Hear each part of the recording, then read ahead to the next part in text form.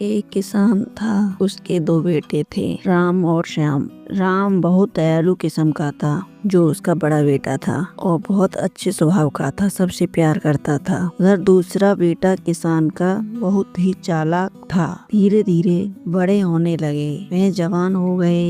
एक दिन किसान और उसकी पत्नी अपनी उम्र पाकर मर गए। किसान के दोनों बेटा रहने लगे। कुछ दिन बाद छोटा बेटा बोला, मुझे यहाँ नहीं रहना, मुझे शहर जाना है। वह अपनी जमीन जायदाद बेचकर शहर चला गया। किसान का दूसरा बेटा वहीं पर रहने लगा और अपनी जमीन जायदाद करने लगा।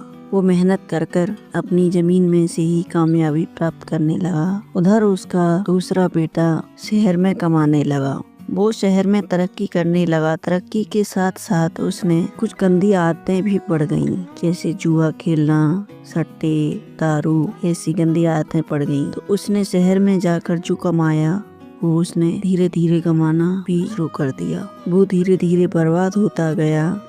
जितना कमाता इतना गमा देता और बर्बाद हो गया। उस पर फिर कुछ नहीं रहा। उधर राम, जो उसका बड़ा बेटा था, वह बहुत कामयाब हो गया। अपनी ज़मीन में से ही बहुत कामयाब हो गया। दूसरों की मदद भी करता था और दूसरों का आशीर्वाद भी उसे प्राप्त होता था।